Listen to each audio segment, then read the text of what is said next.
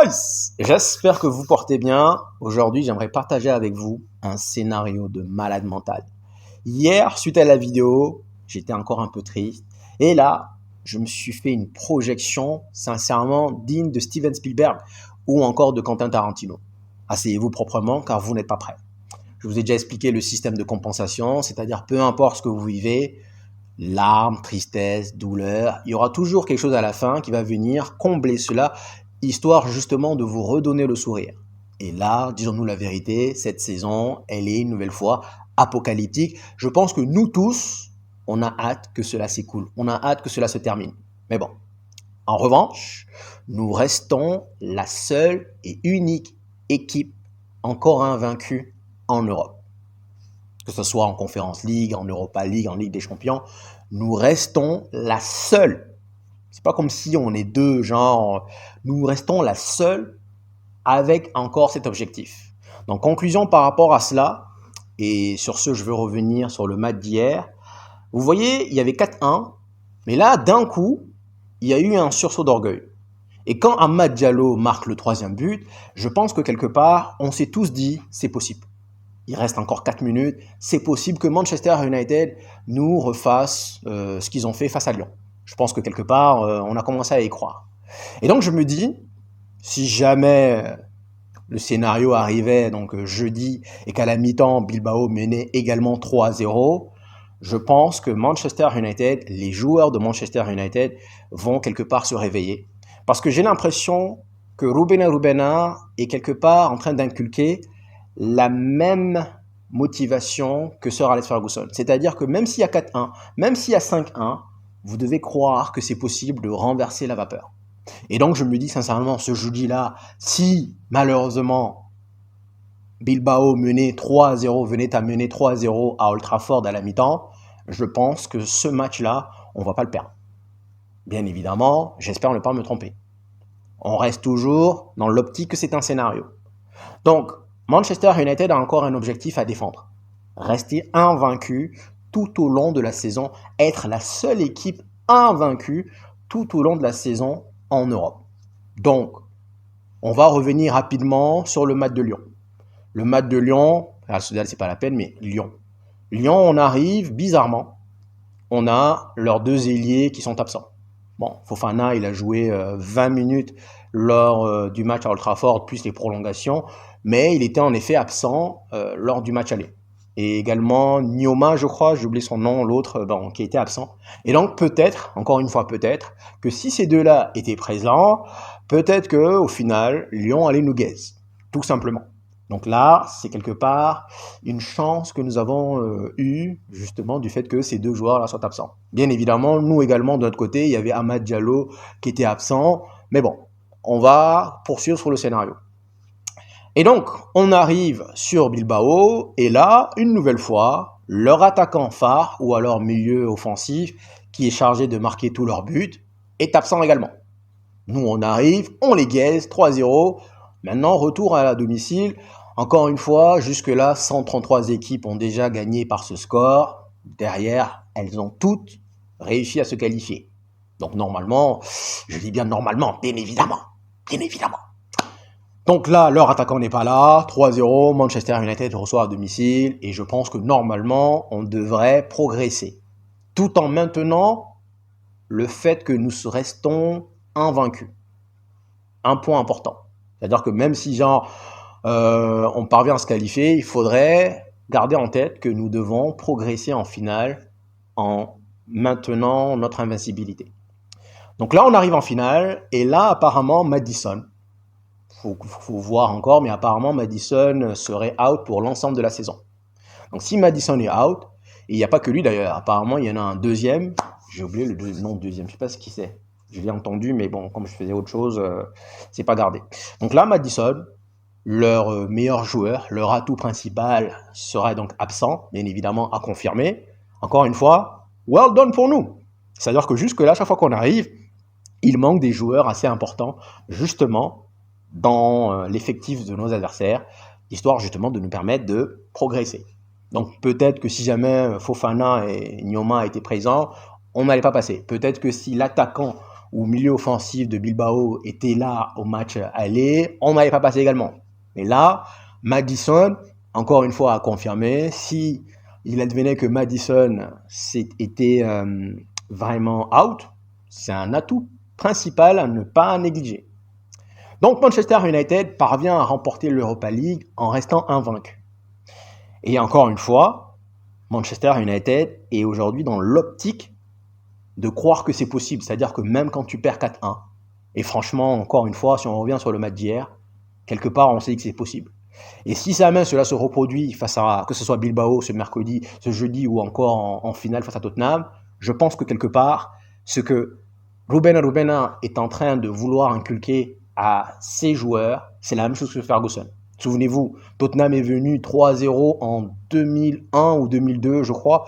Au bout du compte, 5-3. Tottenham est revenu en 2008 ou 2007 ou 2008, je ne sais plus. 2-0, au final 5-2. Donc, quelque part, ils commencent à croire que c'est possible. Donc, on poursuit. Saison calamiteuse en PL qui se termine. Merci, au revoir, salam alaikum. Et donc, on progresse, on arrive donc en Ligue des Champions. Et là, bis repetita, les gars. Les joueurs n'ont pas encore compris comment est-ce qu'ils pourraient transmettre ce que Rubena essayait quelque part de les inculquer.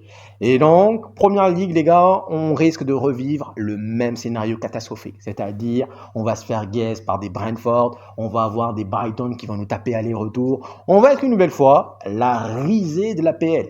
Et une nouvelle fois, on risque encore une fois, malheureusement, de finir 15e, 16e. Encore une saison désastreuse lors de la saison 2025-2026. Encore une saison à oublier. Mais, de l'autre côté, puisque Manchester United vient de remporter l'Europa League, guys, bien évidemment, on reste toujours dans un scénario. Merci. Puisque Manchester United vient de remporter l'Europa League en étant invaincu, ils ont encore cet objectif à défendre lors de la saison 2025-2026. Donc on est là. On joue pas très bien, on joue des réals, on joue des trucs, mais on parvient à ne pas perdre. Du coup, on prend des 1 point par-ci par-là, et il reste peut-être 2 journées. Pour l'instant, nous sommes 28e au classement Ligue des Champions. Il reste 2 journées. On parvient par miracle à remporter les 2 derniers matchs.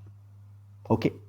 Et donc, de justesse, mais vraiment de justesse, à la limite, Manchester United finit toujours invaincu, mais avec 6 matchs nuls et 2 victoires, toujours invaincu, mais arrive tout de même à progresser pour les barrages de Ligue des Champions. Et là, encore une fois, alors que la Première Ligue, c'est le désastre, c'est la catastrophe, on poursuit. Ligue des Champions, barrage, on tombe sur un petit là, on les gaise, parce que nous, franchement, il faut qu'on se dise, le mot gaisance, c'est synonyme de Manchester United. On n'est pas très bon, mais quand il s'agit de vous la faire à l'envers, on vous la fait à l'envers. On poursuit. On poursuit, tout en restant invaincu. Et là, les gars, imaginez-vous le scénario suivant. Manchester United, dont tout le monde se moquait, tout le monde disait « Ouais, c'est parce que vous êtes en Europa ». Et il y en a qui disent que, soi-disant, si jamais on remporte l'Europa League, ça sera vraiment injuste. Et j'ai écouté Wenger hier. Wenger dit, on lui a posé la question, qu'est-ce que vous pensez justement de la situation de Tottenham et de Manchester United? Celui-ci a répondu, pour moi, c'est une injustice. C'est une injustice parce que normalement, si tu gagnes l'Europa League, cela devrait te permettre de te qualifier pour l'Europa League encore. C'est ce que Wenger dit. Mais ça, je pense qu'il le dit, de 1, parce que Arsenal a perdu face à PSG, et donc du coup, ça, c'est vraiment l'amertume qui parle, parce que justement, eux, ils se sont fait gaze, alors que nous, on risque de progresser. Et de 2, sincèrement, si la finale avait été si la finale avait été Bodo-Glimt et Bilbao, donc c'est-à-dire Manchester United et Tottenham en ballottage défavorable, je pense que là, ça allait le faire ni chaud ni froid. Et je pense en réalité que tous les fans qui arrivent là à rouspecter, ouais, vous avez beaucoup de chance, c'est en réalité parce que ils ne sont pas, malheureusement, comme je l'ai dit, en ballottage favorable. Donc c'est ça que Wenger, il arrive, il nous dit, pour moi, normalement, tu devrais se qualifier. Mais non, justement, tu viens de remporter l'Europa League. Ça sert à quoi d'être requalifié pour l'Europa League? Et pendant que Arsenal était en Europa League, je ne les voyais pas se plaindre, venir nous dire, est-ce que Arsenal a déjà été en Europa League déjà? Non, je ne crois pas. Finalement, non. Je retire ce que j'ai dit, excusez-moi. Mais je veux dire que si jamais Arsenal était en Europa League, je n'allais jamais les voir se plaindre, venir du fait que, soi-disant, cette année, c'est l'Europa, la compétition la plus facile au monde. Pourquoi? Parce que les équipes de Ligue des Champions ne redescendent pas en Europa. Mais ça, je suis désolé, dans tous les cas, en 2017, c'était le cas. Ce fut le cas en 2017, et pourtant, nous l'avons remporté. Ce qui n'est pas votre cas. Alors, taisez-vous, monsieur Wenger. Donc, Manchester United, tout le monde est là en train de dire que Manchester United a énormément de chance, se retrouve à jouer des équipes très faibles. Bilbao n'est pas faible, Lyon n'est pas faible, Sociedad n'est pas faible. Toutes ces équipes-là ne sont pas faibles. On gagne l'Europa League. Et que derrière, les gars, voici la fin du scénario, que Manchester United trouve les moyens et les ressources de gagner la Ligue des Champions, tout en accomplissant une saison, une nouvelle fois, chaotique. Chaotique. Système de compensation. Chaotique en Première Ligue, chaotique en FA Cup, mais derrière, c'est écrit. Et donc, guys, je me dis, oui, c'est un rêve, oui, c'est un scénario, oui, mais, justement parce que Ruben Lubena a commencé à inculquer cette valeur, cette notion à ses joueurs de ne pas perdre, derrière, en Première Ligue, tu te dis foutu pour foutu, c'est pas grave. Donc, psychologiquement, c'est pas la même chose. Tu y crois moins parce que dans tous les cas, en Première Ligue, tu as déjà 16 défaites cette année. L'année prochaine, ça va continuer, donc c'est pas grave. Alors que là, tu as encore un objectif à défendre. Si jamais tu vas au bout cette saison en étant invaincu, imagine-toi, tu deviens encore également invaincu l'année prochaine. Bon, bref, guys, voilà. Je sais que c'est un monde de Disney. Je sais que c'est un monde de Teletubbies. Oui. Je le sais. Je sais que c'est dans un rêve. Mais, comme je vous ai dit, c'est une projection que je me suis faite hier. Et je me suis dit sincèrement, j'ai trouvé ça cool. J'ai trouvé ça magnifique. Je tenais sincèrement à le partager avec vous. Ensuite, guys, j'aimerais revenir rapidement sur le match d'hier. Vous savez ce que je vais souligner? Pas qu'hier d'ailleurs. Il y en a qui disent que pour l'instant, ils ne voient pas encore l'évolution, les progrès de cette équipe de Manchester United. Moi, j'ai envie de vous dire quelque part, guys, il y a un aspect qui m'a marqué, ce sont les déplacements sans ballon. Combien de fois je suis arrivé, je vous ai dit sous Ten Hag, les gens sont immobiles. Et comment tu veux déstabiliser ton adversaire si toute l'équipe, si ton 11 est immobile? Tout le monde est là en train de se regarder, en marchant, tranquille. West Coast. Là, si on revient rapidement sur le but d'Amad Diallo, si vous regardez le but, vous voyez qu'il y a deux appels. Il y a l'appel de Kobbie Mainoo qui attire donc un défenseur avec lui. Et il y a également l'appel de Obi Martins qui attire le deuxième défenseur avec lui. Conclusion, cela libère le champ, laisse l'espace pour Amad Diallo pour tranquillement finir. Parce que si ces deux joueurs-là étaient là, n'ont pas été vraiment amenés avec eux, Amad Diallo ne marque pas. Et c'est la même chose pour le but de Garnacho. Il fait 1-2 avec Eriksen, mais regardez, Eriksen, il s'en rapproche, et derrière, qu'est-ce qu'il fait? Il fait un pas, un ou deux pas en arrière, justement, histoire d'attirer avec lui le numéro 6. Ce qui fait que quand il redonne la balle à Garnacho, tout ce que celui-ci a à faire, c'est frapper. Parce que le 6 qui est censé justement couvrir cette zone-là n'est pas là.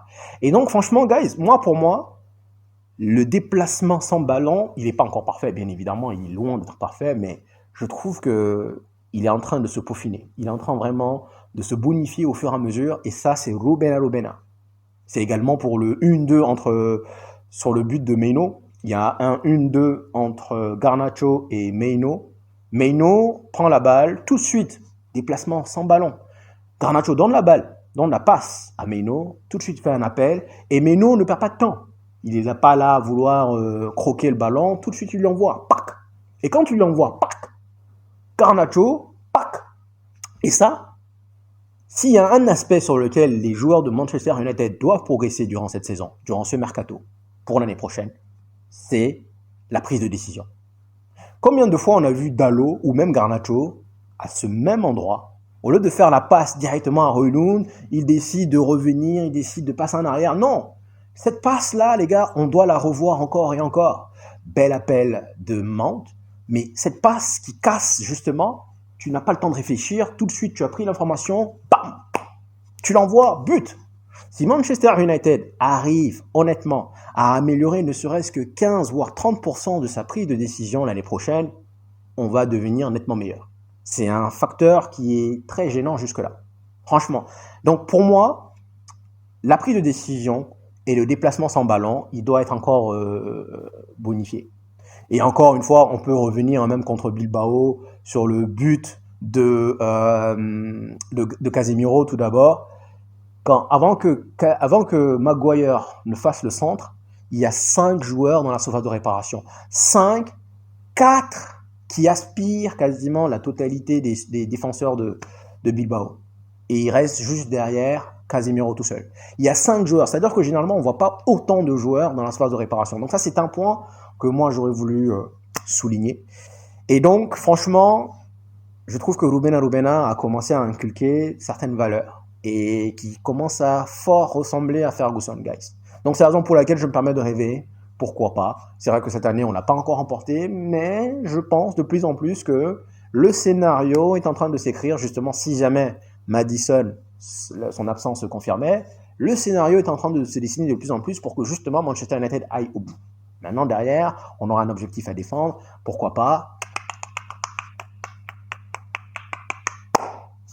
Ensuite, je vais rapidement revenir également sur les propos de Rangnick. Hier, on lui a posé la question justement qu'est-ce qu'il pensait de Manchester United. Et il a répondu que selon lui, il avait déjà stipulé, mais ça ne nécessite pas beaucoup de temps pour vraiment redorer le blason de cette équipe de Manchester United. Il faut juste de bons mercato, et ce n'est pas compliqué à faire. Mais là, il dit que selon lui, depuis son départ, il y a eu tout de même 750 millions de dépensés. Et c'est vrai, guys. Ten Hag, il a dépensé 700 millions, ce guignol de service. Il y a eu tout de même 700 millions de dépensés, mais malheureusement, la position au classement en Première Ligue, elle est encore pire. Elle est encore pire. Et donc, on lui dit, c'est dû à quoi? Il dit parce que il n'a pas dit comme ça, mais parce que nous avons de mauvais dirigeants. Et il donne l'exemple du fait que l'équipe que nous avons actuellement, elle est taillée pour avoir une défense à 4. Et qu'est-ce qu'ils font? Au lieu d'aller chercher un entraîneur compatible justement par rapport aux joueurs que vous avez, ils vont chercher Ruben Amorim. Juste pour vous dire que ça n'a pas de sens. Même si moi je back-up Ruben Amorim, et c'est la raison pour laquelle encore une fois je le back-up, parce que vous l'avez fait venir, vous ne l'avez pas back-upé, vous ne l'avez pas donné des solutions, vous ne l'avez pas donné des nouveaux joueurs. L'équipe, elle est construite sur un 4-2-3-1. C'est la raison pour laquelle on a eu Mourinho, on a eu tous ces coachs-là qui sont arrivés, qui sont alignés, on jouait en 4-2-3-1. Donc l'équipe a été façonnée depuis 10 ans sous un 4-2-3-1. Et là, vous avez la brillantissime idée d'aller chercher Amorim. n'est pas parce que c'est pas un bon coach. Mais ce que je veux dire, c'est que ça n'a pas vraiment de lien avec ce qu'il doit faire.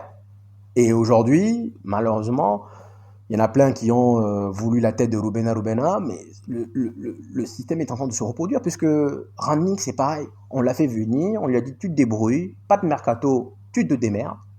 Et à la fin, on lui dit mon pote, t'es pas bon, tu dégages. Il y en a même plein qui ont commencé à se foutre sa gueule en disant le gegenpressing. Alors que non. Si tu arrives, tu as une certaine philosophie, une certaine mentalité en tête, et que tu arrives, tu n'as pas les bons outils, je suis désolé, tu vas galérer, c'est comme ça. Que tu sois plombier, que tu sois électricien, tu arrives, tu n'as pas les bons outils, tu ne pourras pas faire proprement son travail. Tout simplement, guys. Donc, guys, je pouvais finir cela en vous posant la question. Si ce scénario que je vous ai confié en début vous plaît, est-ce que vous êtes prêts donc à subir une nouvelle fois système de compensation, une nouvelle fois une année de M? Est-ce que vous êtes capable encore une fois de traverser une année où vous allez avoir humiliation après humiliation en PL, mais qu'en Ligue des Champions, vous allez retrouver le sourire? Système de compensation, les gars. Dites-moi ça en commentaire. Merci d'être venu jusqu'ici. Prenez soin de vous. Ciao, ciao.